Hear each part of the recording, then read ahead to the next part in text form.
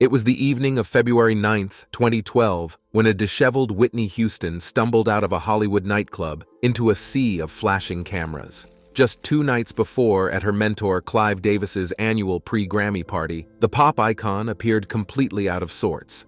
With her hair a mess and her makeup smeared, Whitney was a far cry from the truly glamorous superstar the world had come to know. Little did anyone realize that the paparazzi photos captured that night would be the last ever taken of Whitney alive.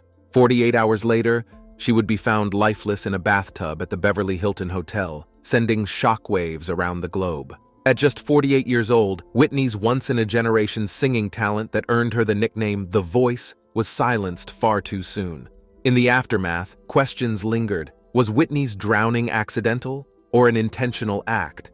Whitney Houston burst onto the music scene in 1985 with her spectacular self-titled debut album. Growing up in Newark, New Jersey, Houston honed her vocal chops singing gospel music in church choirs where her mother, Cissy Houston, was the choir director. By age 15, Houston started working as a backup studio singer before being discovered by legendary music executive Clive Davis. Davis saw immense potential in the 22-year-old Houston, later stating she had one of the greatest voices I had ever heard in my life.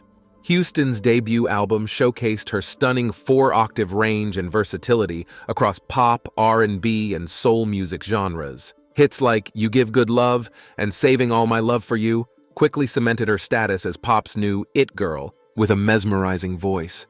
Houston's album spent 14 weeks at #1 on the charts, and she became the first female artist to land 3 #1 singles on one album. She took home her first Grammy in 1986 for Best Pop Vocal Performance for Saving All My Love for You.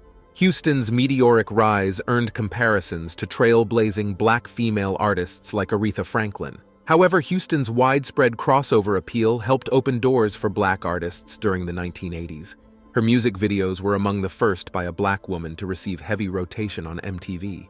The crossover pop darling reached even greater heights with her 1987 album Whitney, which debuted at #1 and spawned 4 consecutive #1 singles, including I Wanna Dance with Somebody. She became the first female artist to chart 7 consecutive #1 hits, with critics praising her as the voice of a generation. By the late 1980s, Houston's powerful vocals and girl-next-door charm made her one of the most popular entertainers in the world. However, trouble was brewing behind the scenes.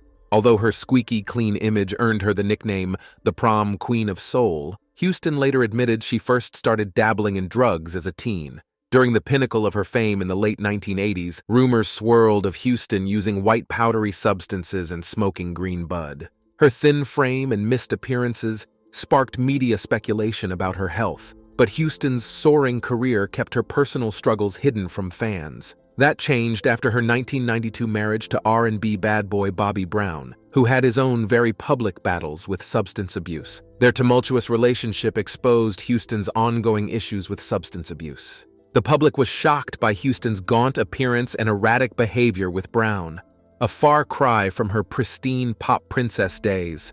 Whitney's substance issues intensified after she gave birth to her only child, Bobby Christina Brown, in 1993. Her voice also weakened due to smoking cigarettes laced with Mary Jane and that crackling white snow. You know what we mean? By the late 1990s, the toll of Houston's addictions was becoming apparent during performances where her voice cracked and lacked its signature power. After several no-shows and late concert arrivals, some questioned whether Houston's career was over, but the singer declared she was clean and sober during a 2009 interview with Oprah Winfrey, her first in 7 years.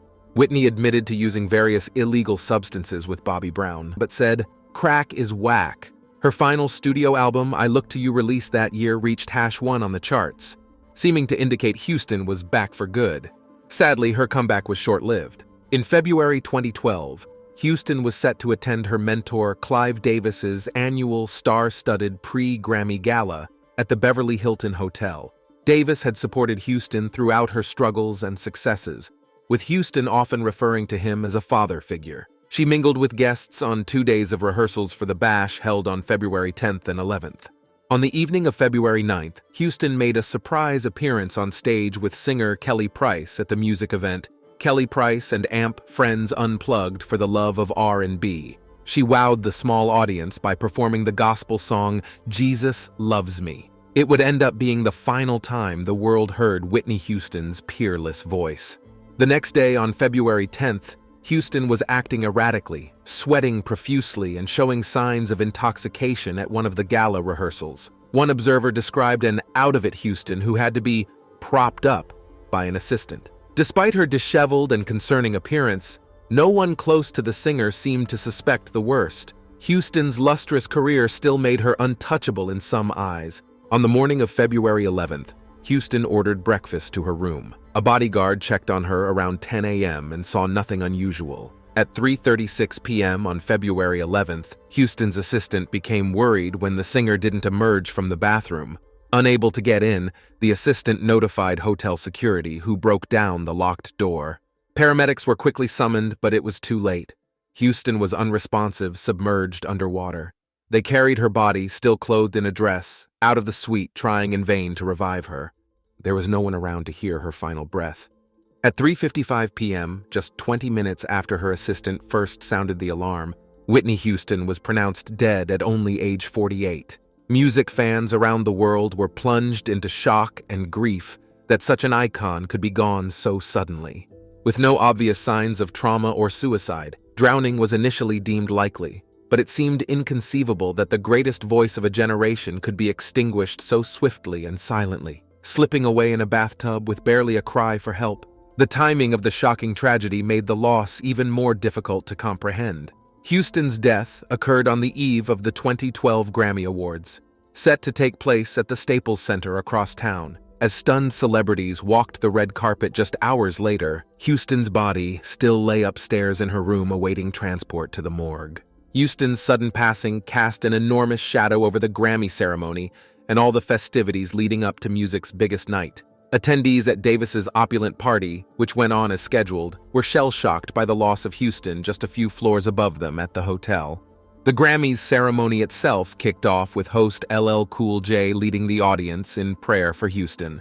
Jennifer Hudson later gave a heart-rending tribute performance of Houston's signature song, I Will Always Love You, that left celebrities like rock star Dave Grohl in tears. Hudson had only 24 hours to prepare the emotional version of the Dolly Parton ballad Houston made famous. Houston's funeral 8 days later, on February 19th, invited more questions than closure. It was a star-studded affair filled with emotional performances, but also controversy over her ex-husband Bobby Brown, leaving shortly after it started. The invitation-only service at New Hope Baptist Church in Houston's native Newark, New Jersey was packed with celebrities, but felt disconnected from her roots. The world said goodbye not just to an icon, but also a friend and mother gone far too soon. Houston's cause of death would not be determined until the release of a final coroner's report over a month later on April 4th. The report confirmed Houston died from accidental drowning, with heart disease and cocaine use contributing factors. Traces of marijuana, Xanax, and other medications were found in her system, but not at levels deemed life-threatening. Investigators pieced together a timeline of Houston's last day alive. At approximately 2:30 p.m., she went downstairs to sit by the hotel pool before returning to her room around 3 p.m. Toxicology results indicated Houston used some white snow shortly before her death, leading to a fatal combination with her underlying heart disease. The white, powdery, illegal substance could have triggered a cardiac event, incapacitating Houston and causing her to drown. Empty beer bottles and paraphernalia, including a spoon with white, crystal-like substance, were discovered in the suite. Despite her long battle with substance abuse, some close to Houston were in denial about her still using, adding to the shock over her passing. The final coroner's report erased any doubts over what killed one of the most legendary musical figures in history. While substance abuse claimed Whitney's life, her musical legacy remains her most defining attribute. With over 200 million records sold, she possessed a vocal instrument like no other, with an astonishing 4-octave range. Hits like I Will Always Love You and I Wanna Dance With Somebody are indelible pop classics still beloved by millions. Houston's unique fusion of gospel, R&B, and pop created the template for powerful vocalists like Mariah Carey to find their own voice among younger generations. Houston's iconic performance of the Star-Spangled Banner at Super Bowl XLV in 1991 remains one of the most technically flawless and rousing renditions of America's national anthem ever recorded. The sheer artistry demonstrated at that moment alone places her among the greatest vocal talents in history. Following her death, tributes flowed endlessly from those wanting to honor Houston's musical legacy and impact. Whitney Houston's shocking death serves as a cautionary tale about the dangers of substance abuse and celebrity culture. Under all the glamour as one of pop music's reigning icons, Houston was locked in a private battle with the demons of addiction for years. Unable to conquer her substance abuse with all her fame and fortune, Houston stands as a symbol of the sinister cost of superstardom. While her once peerless voice became strained over time, nothing could permanently dim Houston's incandescent spirit so full of life on stage. When she opened her mouth to sing with stunning technical mastery and emotional depth, the power took your breath away. The tragedy is, her struggles ultimately overshadowed her talent, robbing the world of more years with the voice of a generation. So what do you think? Was Whitney's death accidental? Or was there some intentionality behind it? Or even foul play that was never uncovered? Leave your comments below and tell us what you think. And please like and subscribe to the channel to get notified of the latest videos, telling the fateful stories of those who passed away tragically, but always out of respect and in honor of them. Thanks for watching.